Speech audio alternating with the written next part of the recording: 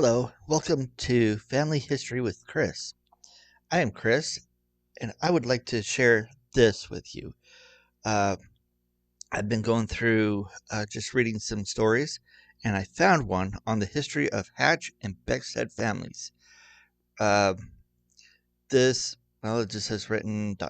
So um, it's fascinating to me because growing up, my neighbors were the Becksteads. So you had the Hatch and the Beckstead families here. Uh, kind of fascinating.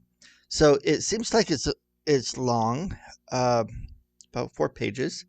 I As I was reading, I did find some fascinating tidbits. So buckle up. This might be long. During the time of the Protestant Revolution in England, three brothers, Moses, Michael, and Peleg Hatch, came to America. They came soon after the Mayflower. Michael had a son, John, who had 7 children. The youngest son of John was Jacob Hatch.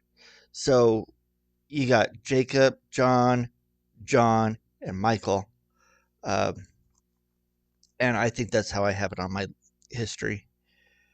Who was the first and perhaps the only member of the family to join the Church of Jesus Christ of Latter day Saints? Jacob Hatch came to Utah in 1850 and had 13 children. One, Isaac Burris, and his brother Leighton, that's my line, came to Utah the second day of August, 1848. The father, Jacob, and his family were preparing to come to Utah when his wife, Betsy Elizabeth Wild, was shot by her husband by accident. They lived in Little Keg Creek, Pottawatomie County, Iowa. During the night, about 2 a.m., the house was surrounded by a mob. They were throwing stones through the windows, banging at the door, and tearing at the roof of the house. Jacob prepared his gun to fire, telling his wife to crawl under the bed to escape the flying stones. She said, "Oh, father, they will kill you." And at that moment, she must have rushed to the door to try to hold it. Jacob fired through the door in the darkness. Betsy groaned and fell. Ball passed through her right shoulder and her right wrist and on through the door, then through one of the mob, and then embedded itself in a wagon bed out in the yard. The mob, finding one of the number killed, picked him up and ran from the place, leaving the way clear for Jacob to go for his son Isaac. Hold on. Isaac, who lived a few rods away. He said, "Isaac, I've killed your dear old mother." Isaac and his wife accompanied him back to the cabin where Betsy Hatch was lying on her back in a pool of blood, with the pale moon lighting, adding ghastliness to the most heart-rending scene.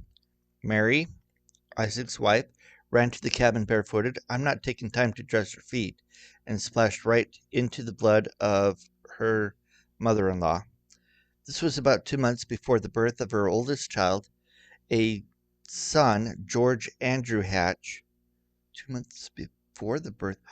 Oh, okay. Yeah, I was just thinking it was Betsy, but no, it was Mary. Okay. My father, Sarah Maria Hatch Martinson. Okay, in 1850, Jacob, with the rest of his family, some married ones, left Iowa and came to Utah. Jacob Hatch joined the church in 1831. He worked in he worked on the temple in Nauvoo on one meal a day and went through the hardships the saints went through. He lived to be 103 and remained faithful all his days.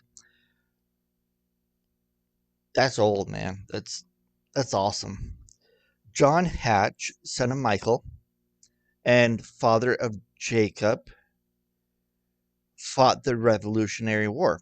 Okay, so Jacob Hatch's father Jacob fought in the Revolutionary War, and that's cool too. Isaac Burris Hatch, son of Jacob, was baptized in Iowa about 1840. His wife Mary was baptized in 1831. He, with his two wives, Mary and Hannah, sisters, came to Utah the 2nd of August, 1848. Mary Jane Garlic Hatch, uh, when a young girl, lived with the family of Hiram Smith 8 months in Nauvoo, Illinois. President Joseph F. Smith was 2 or 3 years old.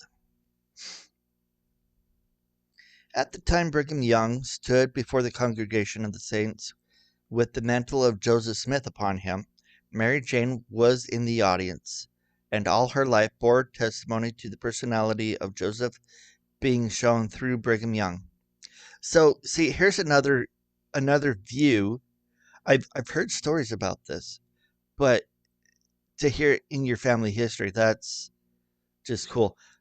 Apparently, that did happen. So, her father, David Garlick, also worked on the Nauvoo temple on one meal a day. Grandma Mary said Joseph Smith was not always serious. One day, while she was living at Hiram's home, she was cooking donuts. Joseph and Hiram came in, not taking time to eat dinner, was served the donuts. Joseph put one on each of his fingers and went dancing out the house with a happy smile. Well, if I had donuts on all my hands too, I'd be happy. I'd be happy too. I like donuts. That's that's funny. And I don't hear that story. So that's pretty cool. Grandmother Mary was also present at Joseph Smith's Legion address. Hannah Garlick, Mary's sister, also worked at Hiram Smith's home at the birth of a child. As she was dressing the infant, Joseph came in. He helped her adjust the baby's binder and made it much looser than was the custom in those days, a change which later adopted by nurses and doctors. Related to Hannah. Okay, that's interesting. Hannah Garlick became the second wife of Isaac Burris Hatch. Oh, from Arrested Snow. The Garlick family lived in Bedford, Pennsylvania. The mother, Elizabeth Buck Garlick, had a dream of two men traveling carrying a banner which read, "Truth shall prevail." When elders John Wakefield and William Basley arrived in Bedford as missionaries of the LDS Church, she knew they were the ones she saw in her dream. She and three daughters, Hannah, Susanna, and Mary, were baptized. Her husband David was baptized a little later, and they moved to Illinois when he died later on. The mother and children migrated to Salt Lake in 1850. Honestly, I don't know if I have any relation here, but that's a neat story. My mother's father's people, the Becksteads. Uh, John, our ancestor, was born in Saxton, Germany, about 1745. Who was known to be in England, joined British forces and proceeded with the regiment to Quebec, Canada. Later disbanded from the army, sought a home in British colony of Penn, later moving to New York. He was a blacksmith. There is no proof he joined the Loyalists, but was known to be in Canada in 1802, where he bought some land in Williamsburg. However, he must have traveled back and forth, for he met death by a runaway team in 1808 and was buried in New York. Some of his sons moved to Canada, for in 1836 some Mormon missionaries visited them in Canada. Many of them joined the Latter-day Saint Church. A company of about 40, including 3 missionaries, left Canada in July 1836 with ox teams to join with the Saints in Missouri.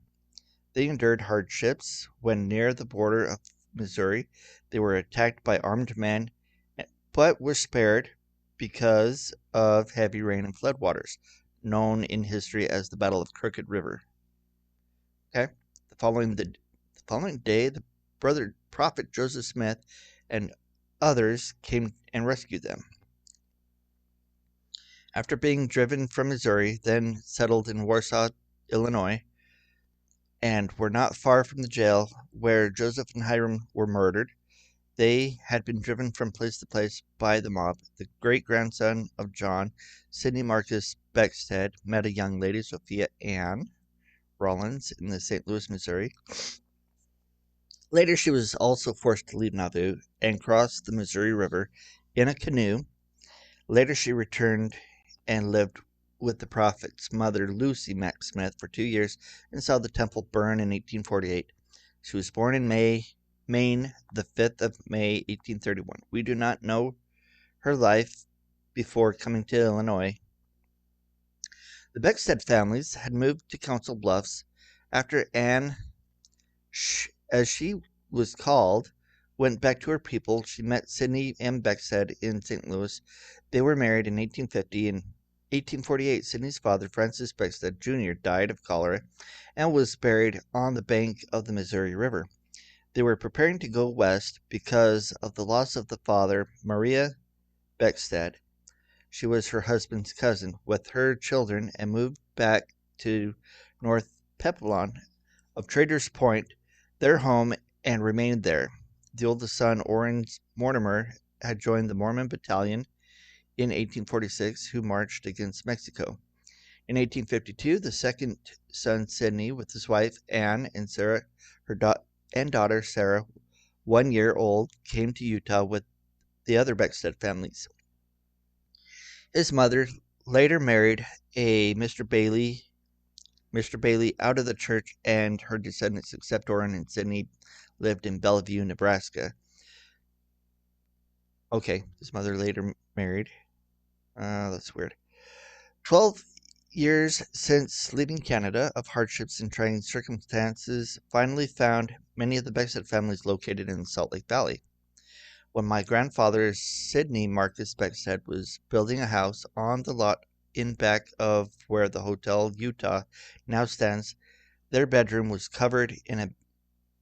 a covered wagon bed on the ground where my mother, Sabra Jane Beckstead, was born the 20th of October, 1853. They did not live there very long. They moved around to several places, helping to pioneer and settle the country.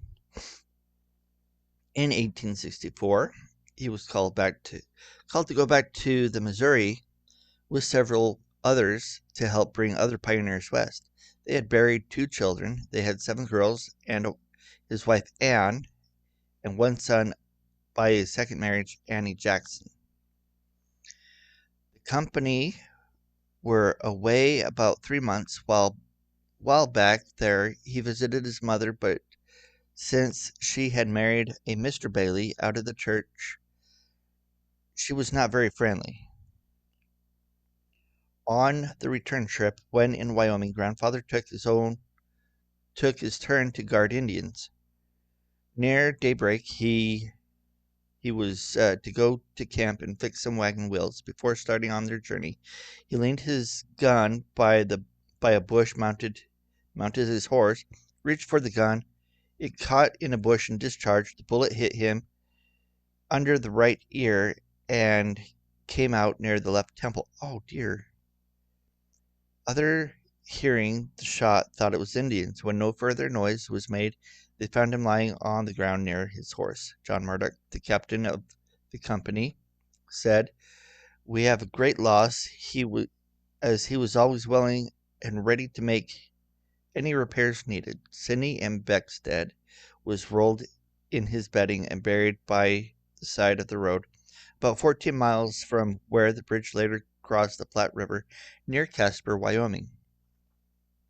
Shortly after hearing of the death of her husband, Anne buried her baby girl, thus losing her husband and 3 children with 3 years.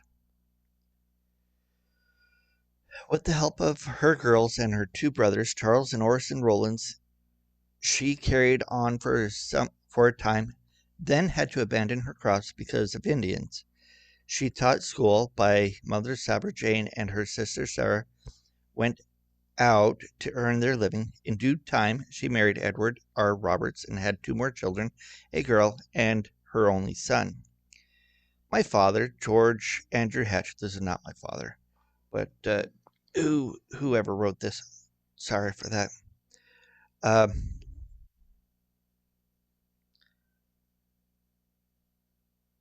Soon after the baby's birth, the mother and baby died. Several months later, I heard of a widow, Deborah J.B. Rust, whom had married George S. Rust as a plural wife, uh, lived with him over a year, and through neglect of her, she was released from the marriage by those in authority.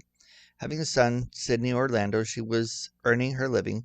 She was invited to the Hatch home, as George Hatch, was in dire need of someone to care for the boys. Who's this? George Hatch? Okay. I think this is a different line, but that's all right. While sitting there surveying the situation, little Johnny took up into her face and said, "Are you going to be my mama?" Her heart went out to those motherless children. She took him in her lap and said, "Yes." She told the father she could not come as a hired girl, but could marry him and was sure she could learn to love him. And in due time they were married. That's interesting. Jo- John, George's son, and Sidney, her son, there was only 8 months difference in their ages. They were always called twins. Wow, how'd you like to have twins that are 8 months apart? It's weird. They were always called twins. They were 12 children born to this union. You know what? Okay, I got another story here. Um, this is not related to this, but my mom and my aunt Kathy were kind of the same way because my mom was born first, and then my aunt Kathy, but they look like twins anyway. They're probably 9 months apart, or I I don't know. I'll have to find that out. They're still alive, so I could talk to them. Um, I, being the baby, 8 months old, was taken away by my aunt Maria Hatch and kept until the siege was over.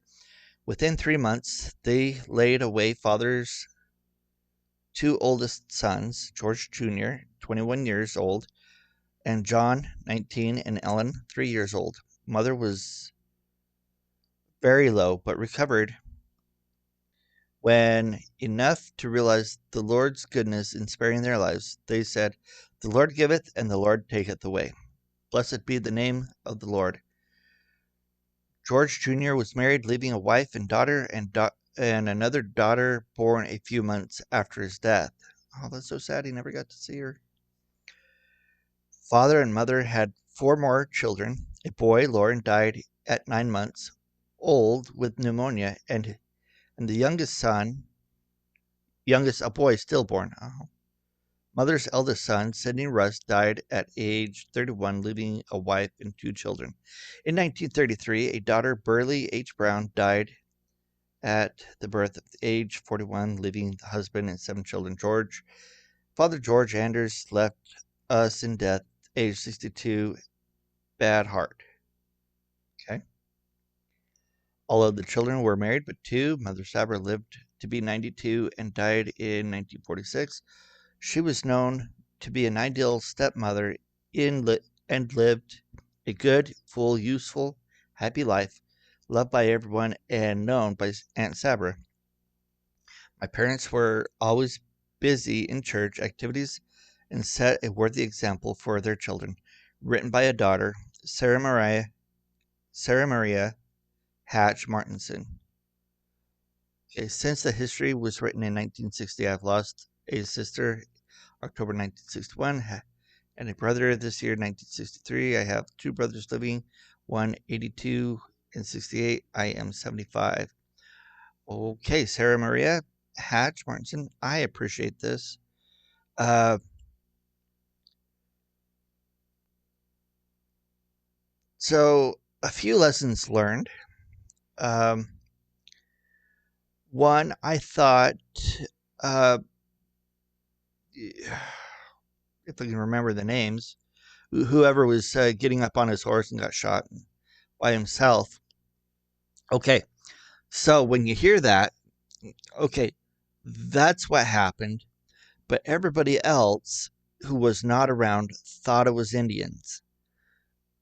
That's where stories get lost. I mean, like, if you're not there to see what had happened, your mind could go running wild and say, oh, it's, this person did it, or it's this kind of group that did it, and we don't like those people, so let's get after them, or however people want to say it. I don't care.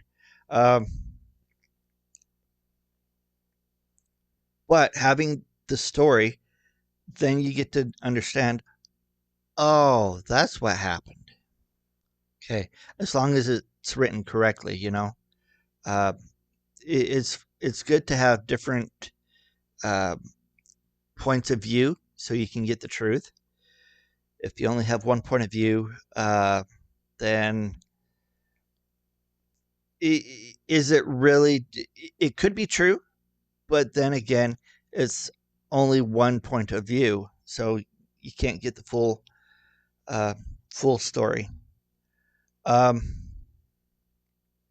yeah, I appreciate this, and I hope everyone that you got something out of it. Uh, I do find that um, reading about it's more interesting if you know your relation, but it is still history, and it is good. It's a good thing to learn about these people. Um, I will leave that with you, and um, let's see what I'd like to do.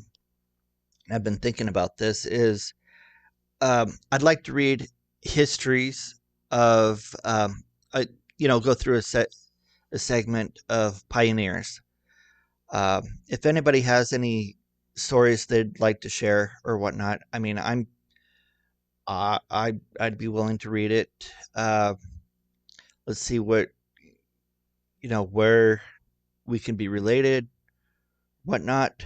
Um, with that, I will catch you next time. Thanks.